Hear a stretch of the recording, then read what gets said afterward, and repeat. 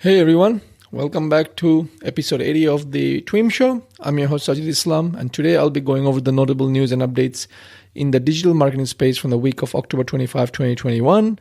And also, happy Halloween to everyone. With that, let's get started. Today, first of all, we are going to cover the earnings report for Microsoft, aka LinkedIn. As you may know, LinkedIn is owned by Microsoft, and Microsoft just announced the Q1 FY 2022 earnings. Now, if you're confused, Sajid, we are still in 2021. This is the last week of October. What the hell are you talking about by saying Q1 FY 2022? All I will say is that here in the US, certain businesses, or not some businesses, have chosen to, how they report their start and end of their quarters and how they track financial results. IRS allows you to do that. And obviously, Microsoft, their year begins in 2022, began 3 months prior to October of 20. So October. So let me say, the 3 months. I think they started in July, right? Q1 FY22 started in July. So July, August, September, that's 3 months. And they just reported their earnings in October because it usually takes about, 2 to 3 weeks to kind of crunch up all the numbers and share that with you.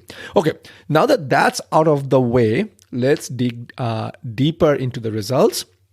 Obviously, we are not going to cover Microsoft's earnings because Microsoft is a software company and then they own LinkedIn as a subsidiary.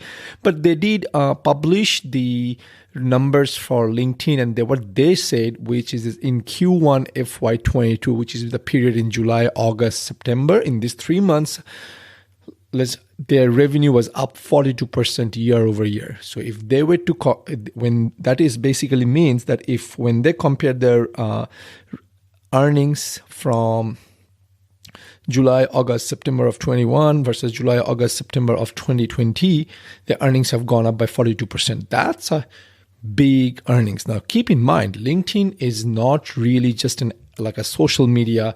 It's not only just like they have ads, but their main, I think, in my opinion, their strong bread and butter is a subscription business because, they sell subscription. Like, for example, they have premium users. Like I'm one of the premium users, right? I pay like $200 and some a year to get access to premium features. And then obviously the recruiting solution, then there is which recruiters uses to find people. Then also there are people there are tools like Sales Navigator. So they definitely make a big chunk of money over from there, but they're also actually innovating and adding new stuff to the product. And obviously with that, their ad revenue has been going up. Okay. The other thing I want to highlight from their earnings report is that they have noticed an record engagement. About 800 million members turn into LinkedIn to connect, learn, grow, and get hired. It's big, right? Their hiring platform has increased over 160% year over year.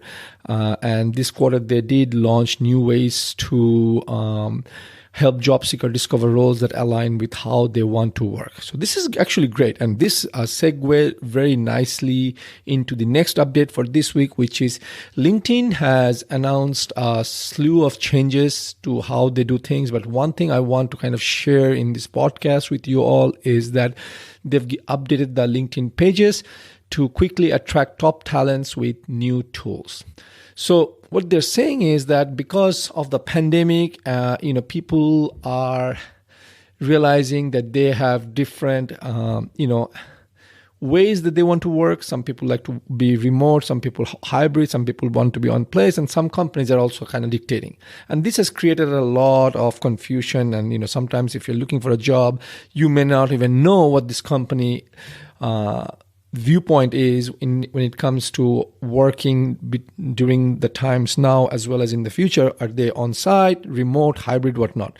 With that, LinkedIn has invested and rolled out this feature that allows an organization to convey whether they're working remote, hybrid, on-site on your LinkedIn page header, and additional space to clarify your evolving policies on vaccines, pay adjustments, and more. Now, hang on a second. What do you mean by pay adjustments, Sajid? Well, certain companies such as Mr. Google has said, hey, if you are based in San Francisco and you decide that and you want to work remote, and then you suddenly decide, hey, I'm going to move from San Francisco to, say, another part of the US where cost of living is a lot cheaper, well, Google is going to adjust your salary, because Google says that, your salary is tied to where your cost of living of where you are based. Now, there are two sides to this story. I don't want to dive deeper into it, but I will definitely tell you is I see merits to both sides, because in a corporate world, when they when they do hiring and they basically create a positions package, they take cost of living as one of the input factor to say how much they will offer you. Because I remember this when I was hiring and managing people at HP, right? When I was at HP, it's like I would say, okay, this is a software engineer position. If we are hiring in New York, because cost of living in New York is higher, so if the candidate is based in New York, we're going to pay this much. If the candidate is based in, say, Florida, Miami, it's going to be this much. If the candidate is based in Vegas, this is going to be this. So we had all this data, and based on where the candidate was, we would offer that. Now the base was the same. It's just that cost of living adjusted that whole thing. But anyway, I went way deeper than I should have on this podcast, but I wanted you to understand why this is. Some companies are saying this because, after all, it's unfair to other people in the company, right? Anyways, with that, let's go to the next update, which is something, we covered last week, where, there was a talk or a rumor that, PayPal is thinking of buying Pinterest, and obviously Pinterest stocks went up. Then PayPal came out and basically did a news release that says, hey, we are confirming we are not interested in buying Pinterest. With that, Pinterest stock price went down this week, and everyone forgot about it after the next day. Okay, I just wanted to come back and share the update with you all, since we covered that rumor. We wanted to also kind of come back and clarify it as well. With that, an update on Instagram, which is AKA the Meta, the business, or should I say, update from Meta, aka the business formerly known as Instagram, where they're saying Instagram is now making links in stories available to all accounts. Now, hang on a second. What do you mean by that, Sajid? Well, if you remember correctly, or if you remember a few months ago, Instagram announced they're removing the swipe up features for Instagram stories, where previously you could swipe when you post a stories, you could swipe up, you could put a link and people could click on that link and take you to a URL or a page or something like that. That was the only way you could share URLs and drive people traffic to your website through Instagram. Well, the other one was to tell people to click on the link on the bio and do that. And Instagram got rid of that swipe up features, and then they said, well, we're going to roll out this new thing called URL feature, where on your story you will put this URL sticker, and then when people click on it, obviously it's going to take you to the URL. But it was not available to everyone. It was only available to people with big accounts. Now Instagram is saying, you know what? Hang on a second. We're going to make it available to everyone. Now Instagram did note that new accounts, and as well as accounts that repeatedly shared content that violates their community guideline, will not have access to the link sticker. Okay, so just want you to know that just because you have the link sticker, do not start abusing it. Now, what do they mean by new account? Well, as it is with Instagram or anything with Facebook, it's always unclear, because they want to have the thing because, hey, it's a new account, but what it is, they never define it. Okay. With that, let's move on to an update from Facebook. Facebook launches a virtual training session for female business owners.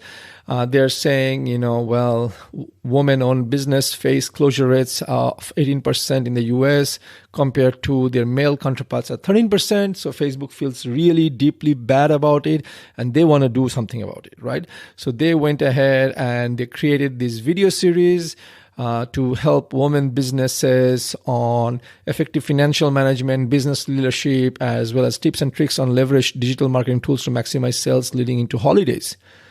Mr. Facebook or Mr. Zuckerberg, thank you so much. But my only one thing is, maybe you need to start looking at how not to ban legitimate accounts, or how not to ban legitimate Facebook accounts. That would be wonderful. That would be a great place to start. But anyway, as these videos, if you want to check it out, the link is on our show notes page. They run about 10 minutes and, each, and you might find it helpful. But again, there's plethora of information out there. I do not know if you really should trust anything, spend time with Facebook's content to kind of learn something about financial management in 10 minutes. What can you learn? Okay, but that's just me. Now, back to something interesting, which is Facebook manages to have successful Q3. What that basically means that Facebook has announced their Q3 2021 revenue, and their numbers were pretty good. They showed a steady growth in users, while the revenue remained about the same. It hasn't really changed a whole lot when it compared to Q2 2021. In fact, Q3 2021 was a slightly lower by a few $1 million lower than Q2 2021, but other than that, the big number was still the same. Their daily active users is about 2 billion, which is a B with a B with a billion. And they have added 22 new million users, right, to the platform. So that's a massive growth. They're seeing a big number of users coming from Asia Pacific region. Numbers for Europe, US, and Canada remains flat. So what this basically means is they are feeling the pressure from TikTok and other channels because and this has always been a concern for Facebook for some time. Not always, it's been a concern for Facebook for some time, where the business is slowing down here in the US, but it's picking up in Asia Pacific now. Keep in mind, in India, TikTok is banned.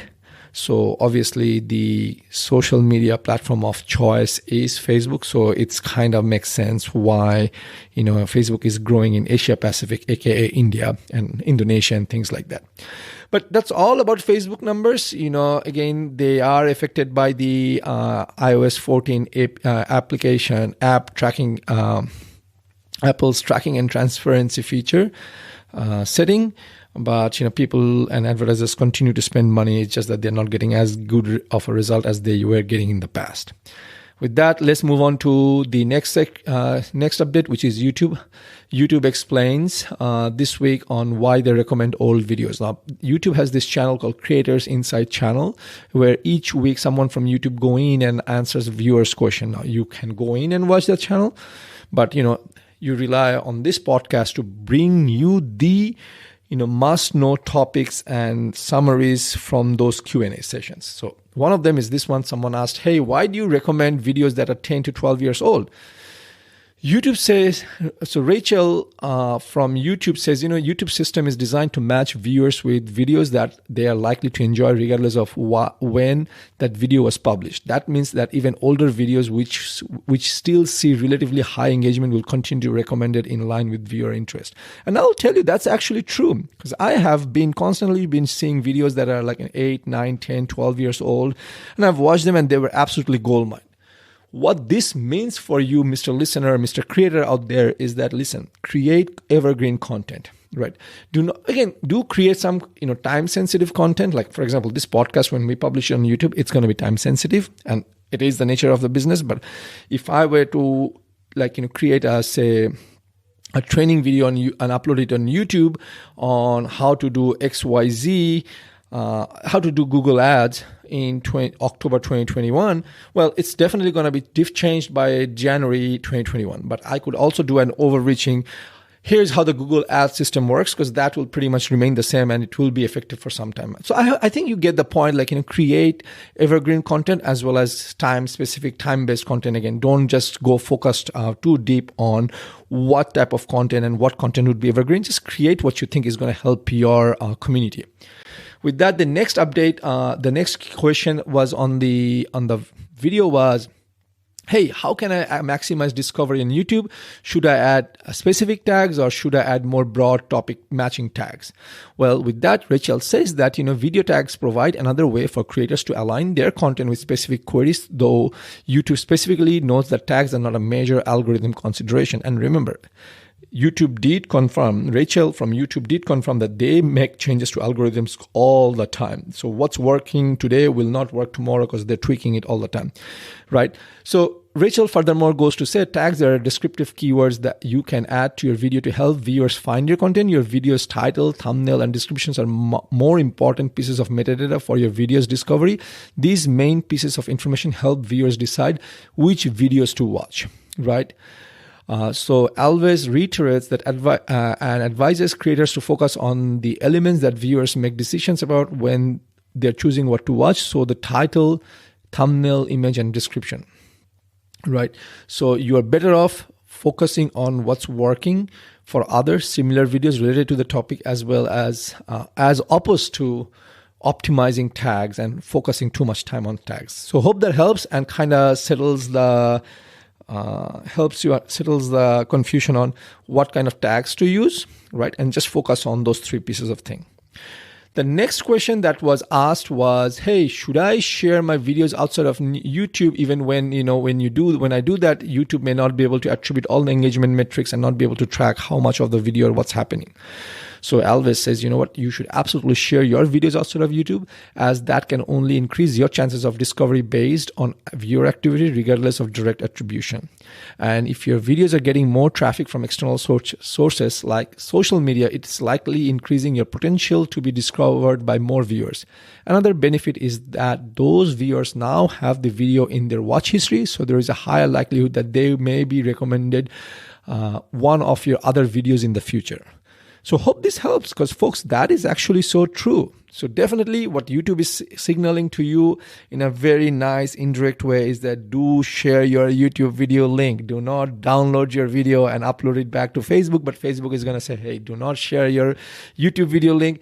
Download your video, upload your video, right? Download your video from YouTube and upload it into Facebook. Native. I have no idea, folks, who to listen.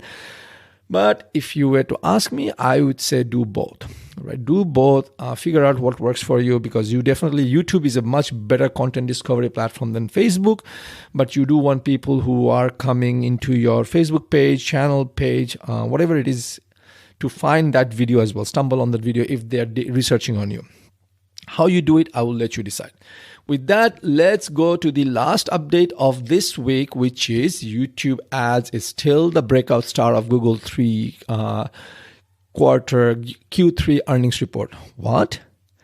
Another quarter earnings report, and this time from Google? Yes, folks, that's right. You heard it right. So what happened was Alphabet, which is the parent company for Google, and Meta, which is the parent company for Facebook, Instagram, and WhatsApp, right? Alphabet and Meta. But anyway, this is the earnings report, Q3 earnings report for Alphabet. They had a 41% year-over-year growth. Ad revenues are $51 billion. Yes, that's a massive amount of dollar. And YouTube advertising revenues reached $7 billion, an increase of 43% from previous quarter, thanks to both direct response and brand advertising. These are big numbers, folks. I don't know about you, but this tells you a lot about how big Google is and how big YouTube has become and how much it's growing. So if you are not advertising on YouTube, if you're not advertising on Google, guess what? You're missing out opportunity. And if you're just still focusing on Facebook or organic or social media, whatever you're doing, you're missing out big time, folks. Don't tell me you have not been warned, okay? With that, folks, that's it for this week in marketing. Now you know everything to be in the know. If you'd like to read more, make sure you visit our show page where you will find the links to the articles. Once again, this is your host, Aziz Islam, signing off until next week. Take care. Bye-bye. Thank you for tuning in this week. It was a pleasure to serve you all. Hit the subscribe button so that you remember to sign on next week. Same place, same time for another round of This Week in Marketing.